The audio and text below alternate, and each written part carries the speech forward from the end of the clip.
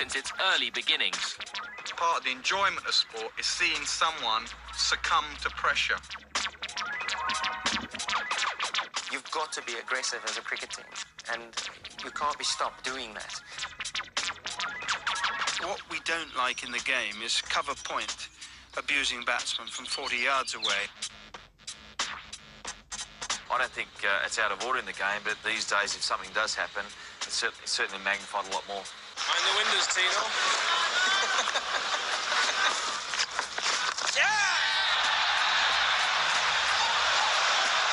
The weight of all these expectations, fellas. Skipper's out here all alone, fellas. What are you averaging? You must know your average. 9, 10? I think it's 9. Watching out now, Bodge. 9.5, so we'll give it 10. But emotions can run high, and sledging is not always light-hearted. The question is, what is overstepping the mark, and who is responsible for deciding this? The recent fiery series between Australia and India brought the whole issue to the fore, and has even led the BCCI to ask for the banning of sledging altogether. I consider sledging or mental disintegration something that you say to try and slightly put a person off his game, even if it's 1%, as Steve Waugh would call it, mental disintegration. Just pick on a player's weakness. Doesn't have to be, just could be to a teammate at slip or silly point, just to get that batsman thinking. What I saw from Simons and Harbhajan was almost an ego thing. I think Indians were very, very pumped up for that series, and they wanted to prove something to the Aussies that they're not going to take a backward step. And I think they just maybe took it a little bit too far. The Australians complaining about Harbhajan Singh, I mean, that's ridiculous. I mean, the Australians are the worst. I mean, they're the biggest sledges going, and I can't believe they can complain about Harbhajan Singh having a sledge. If there was, and I don't know, any kind of racial connotation to it, then that is way over the top. Absolutely, there should not be, I believe there shouldn't be anything to do with race or families. Although certainly not the only incident of this kind, the Harbhajan-Simons row brought to the surface many of the general concerns that exist over code of conduct.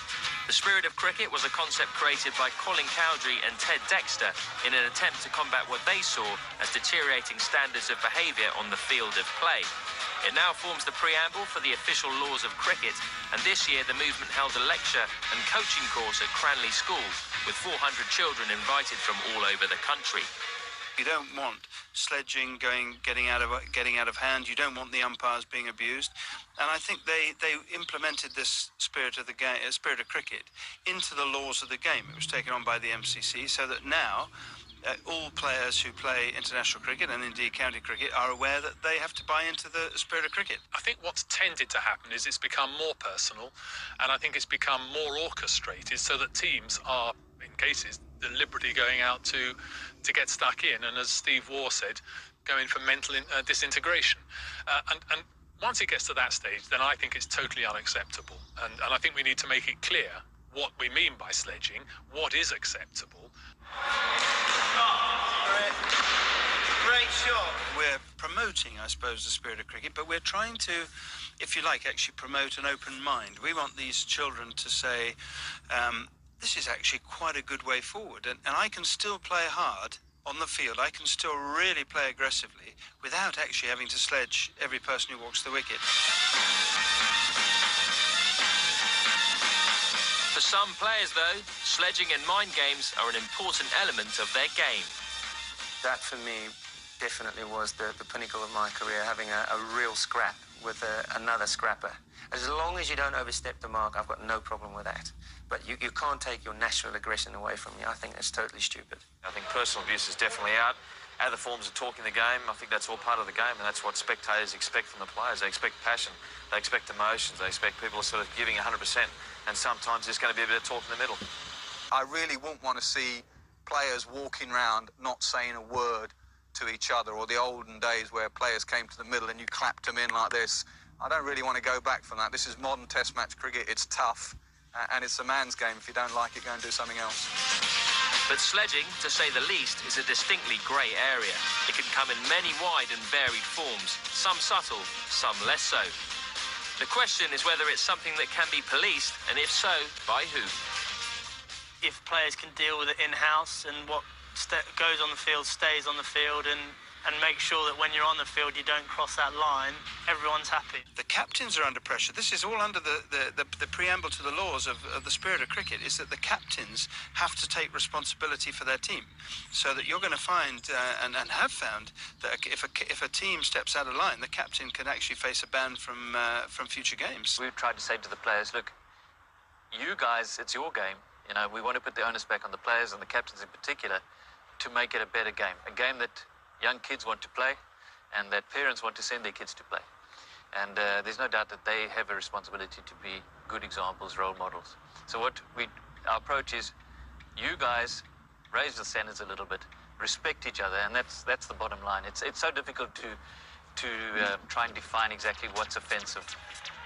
So if the onus is on the players to police sledging, hopefully scenes like the confrontation between Harbhajan Singh and Andrew Simons could be a thing of the past.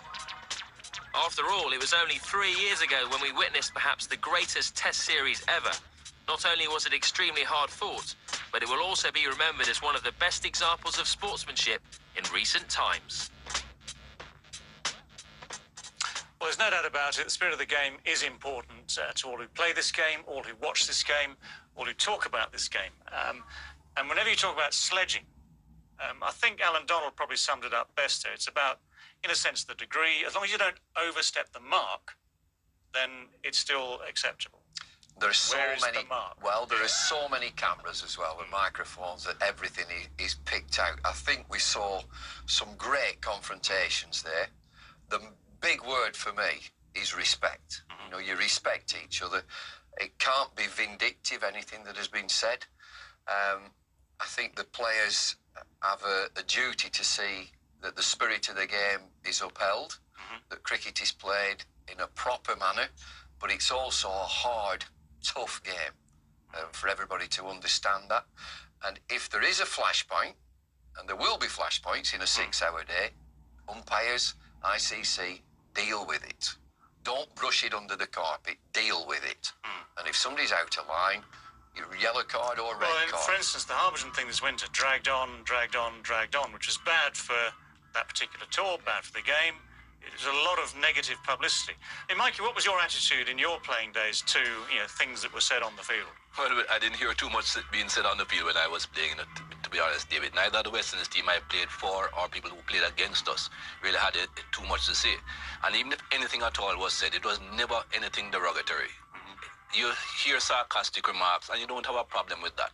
Some of what we saw and heard on that clip, when Flintoff is saying to Best mind the windows, Tino Best runs don't have a big slug. I don't have a problem with that. That's got humour to it. There's a lot of humour to it. You don't want to lose the individual humour, person not to pay attention to what he's saying to try and break the window. That's ridiculous. You don't have a problem with that.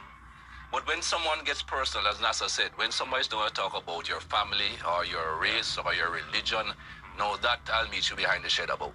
Yeah. Yeah. Well, that's different. It's not overstepping the mark. Someone's got to set where that mark goes. But you can't ban it entirely, can you? No, the Donald Atherton was great theatre. Not to be missed. Two antagonists head to head. And I think others say, well, they were talking Afrikaans. I had no idea what he was saying. But that was great drama. You didn't need to understand what he was saying, did you? No, there was a bit of passion in there.